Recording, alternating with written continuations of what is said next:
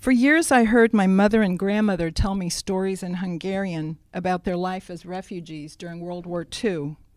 They said they buried the family silver under a raspberry bush just before they took to the road, and how 20 years later, my grandmother dug it all up and smuggled it into this country by sewing it into the lining of her fur coat and corset.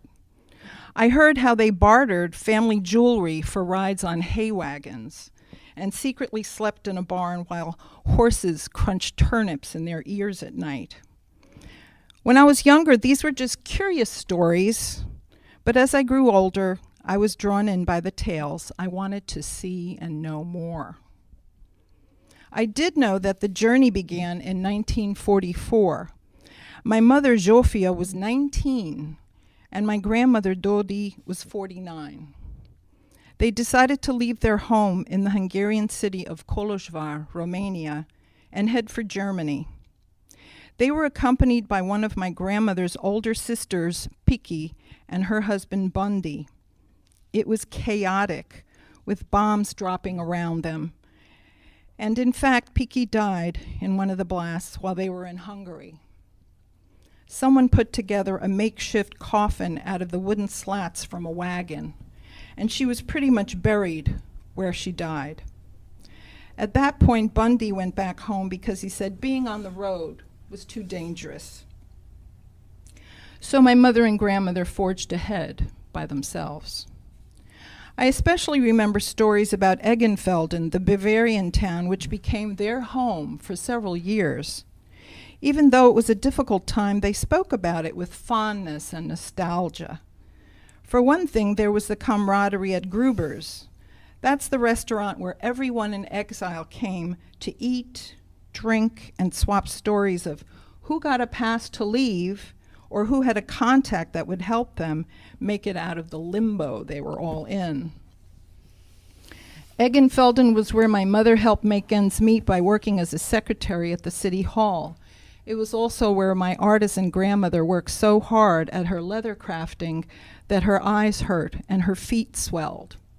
It was also where my father Alex came while on leave. He was stationed nearby with the U.S. Army and saw my grandmother's beautiful leather work and ordered a monogrammed wallet. When he came to pick it up, my mother answered the door and, well, the rest is history.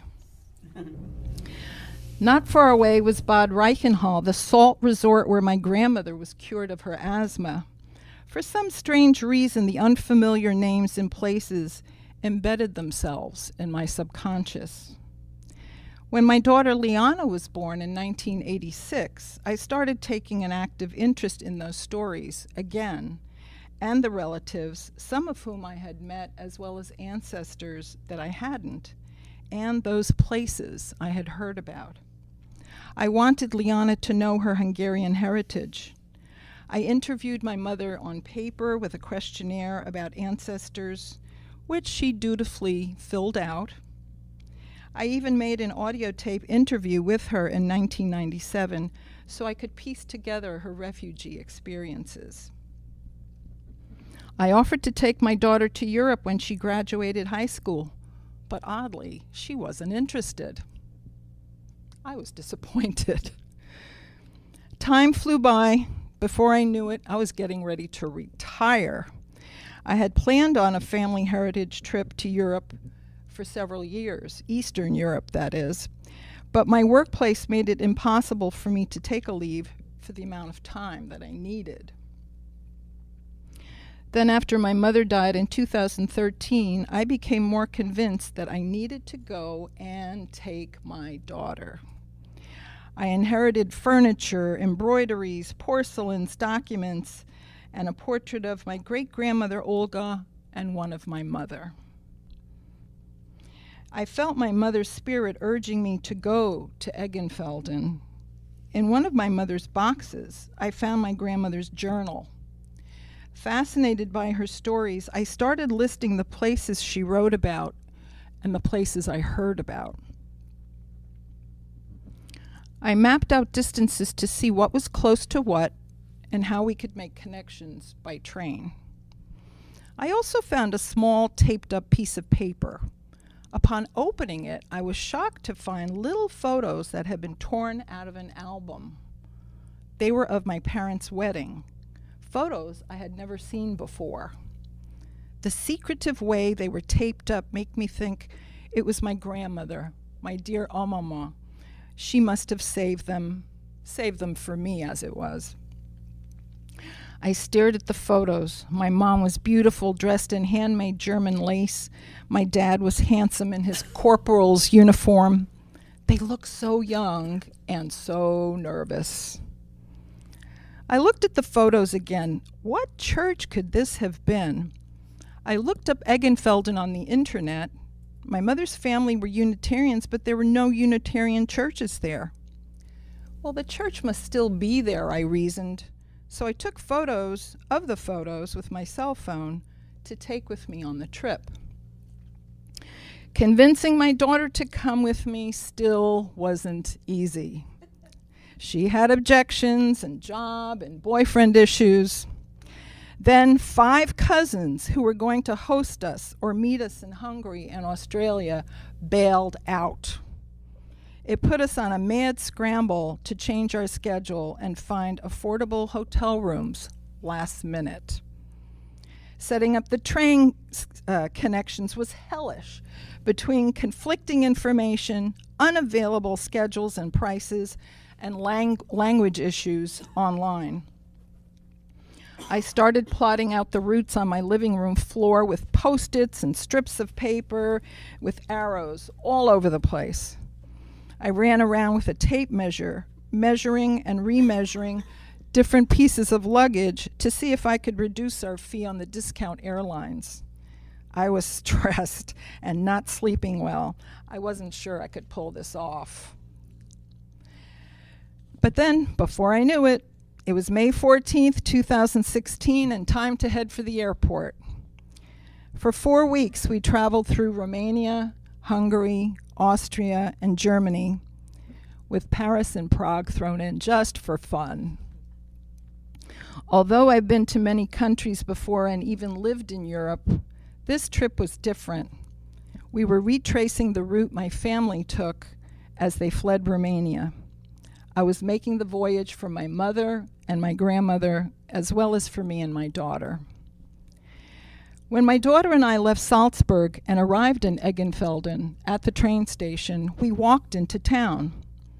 The pastel-colored buildings with stepped roof lines and Baroque details, the small winding streets and cobblestones, the painted murals and Bavarian crest on some of the buildings, somehow it was all familiar to me. After Leon and I got settled in the hotel, we walked around. We found the address for Gruber's, which I knew, according to Google, had become a Vietnamese restaurant. But there was a for rent sign on the door.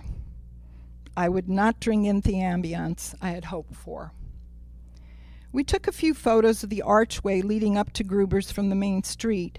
The arch was now called Gruber Passage to commemorate the once famous and popular restaurant during the war. I didn't have enough information on where my family actually lived, except that it was on the 3rd floor of a building overlooking the main street. So we decided to look for the church instead. The first one we found was not it. Then we climbed up a hill and rounded a bend, searching for another bell tower, holding up the photos, hoping for something recognizable. My daughter says to me, "What about this one, Mom?" I looked at the building. Plain, smooth, bulky concrete walls and a large gable. It wasn't on my list, and it didn't look like a church at all. But she insisted it was. We went in. It turned out to be a Franciscan monastery church called St. Anthony of Padua, built in 1654. I looked around. I caught my breath. The painted statues, Stations of the Cross, ornate side altars, and gilded main altar matched my photos. We found the church where my parents were married in 1948. We walked around and stood in the same places they stood and took new photos. There was something reverential about the hushed atmosphere and what we were doing. So even though no one was in the church but us, we found ourselves whispering. I stood in front of the altar where my parents got married and looked so nervous, and I said a prayer of forgiveness. I forgave them for messing things up for me and getting a divorce, and for all the sadness and anger I felt growing up. I felt their youth and naivete, their trusting natures, their love, and the toll the war took. I heaved a sigh and felt tears well up in my eyes. I whispered to my daughter, "Sometimes things just don't work out, no matter what you do." We finished taking photos and turned to leave. As we walked out of the church, I felt lighter, more at peace. A very important part of me had come home.